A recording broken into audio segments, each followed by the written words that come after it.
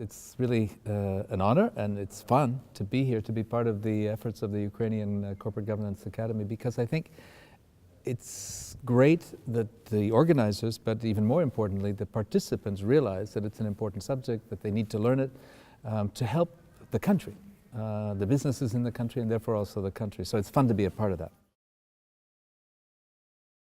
Start by going back a little bit and saying, 15 years ago, when I first brought a representative of a very large family company to my class in London Business School, it was actually a member of the Mars family. I brought her to my class, and the class was looking at her and she's saying, you know, you're a family business, you're not serious, it's just something small. And she actually had to say, wait a minute guys, we have a sales of $15 billion, we are serious.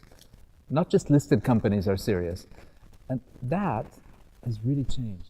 It's changed today where when people from family businesses talk, everybody's interested. They want to know what's the secret, why these family businesses have been able to stay, exist, thrive, even when there's been a financial crisis.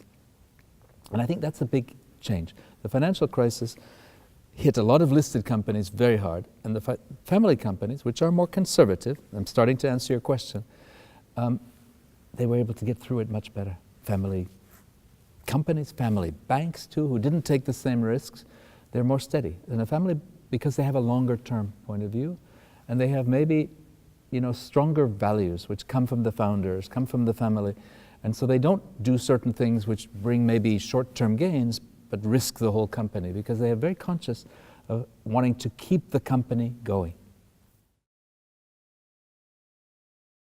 The disadvantages of a family business has most to do with the family getting in the way of the business and the business getting in the way of the family. So I like to say that every family business is also a psychology case, because it has psychology issues between mother and father, between son and daughter, between son and father. And if those get in the way of the business, then you have a problem. So what family companies that are successful over a longer period of time do is to deal with those issues, not to ignore them, not to let them get in the way of the business, but say, okay, we have these issues, we are a family business, we have advantages, we have disadvantages, let's address those disadvantages.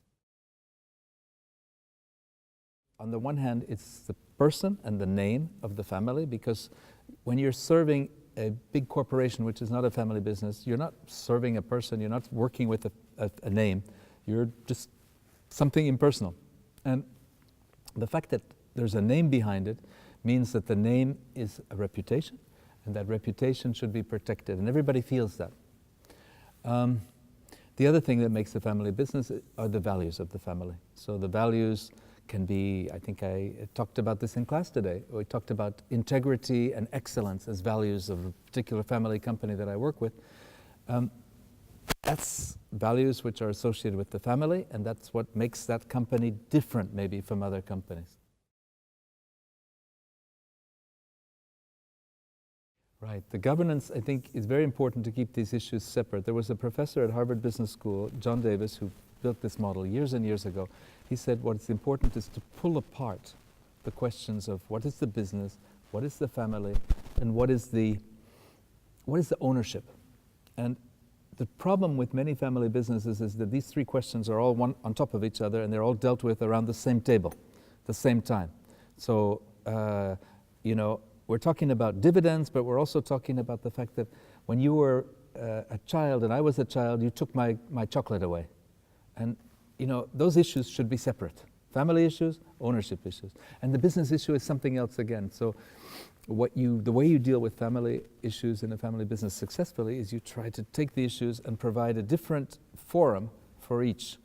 And usually you do that once the business becomes big enough, and you also develop, often comes with the second generation or even the third, not in the beginning.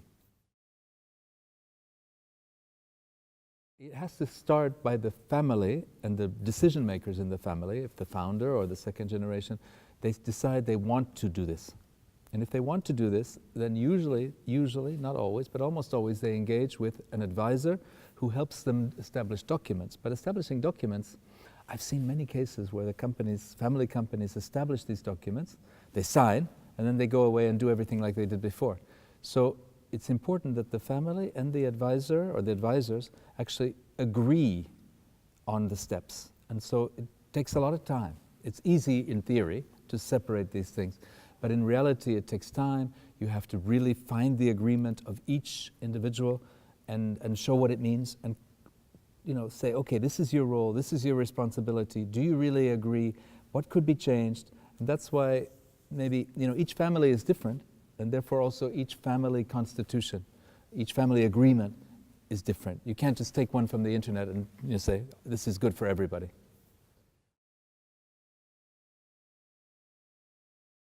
In some senses, in the best case, everybody feels like they're spending the family's money, so they're very careful. As opposed to maybe a listed company where we don't know whose money it is, we can just spend it.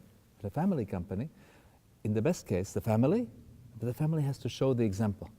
If the family is all flying first class and the employees are, getting nothing, that doesn't work. But if the family already shows the example that we don't fly first class because it's not the right example to set, we don't believe in that, then everybody will start to be careful with the money. So that's part of the control. The other thing is, I think family companies tend to be more careful with who they hire. They tend to be very careful with who they hire, because it's like letting somebody into the family.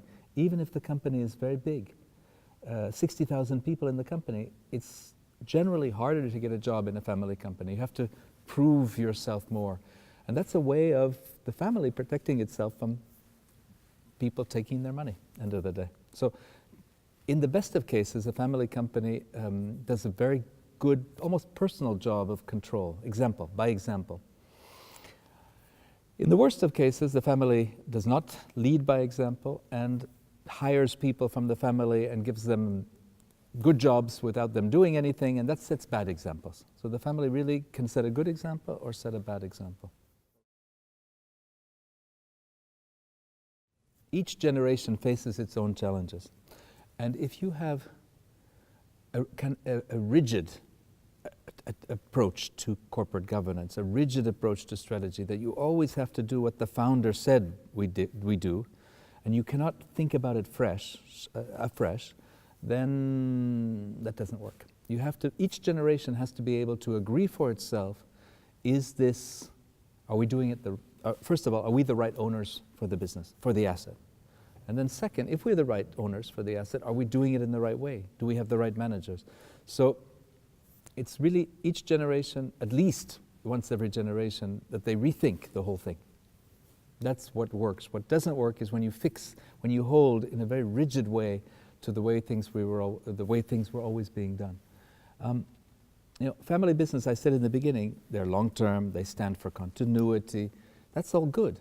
But in the current environment, things are changing faster and faster and faster. And the challenge is not just to do things the same way, but to be able to change with the competition, to change especially with technology, but to keep what makes your company special.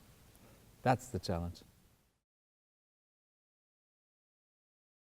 Yeah, I had a fun discussion with one of your participants today. She said she was the first non-family CEO in a family company, and she failed.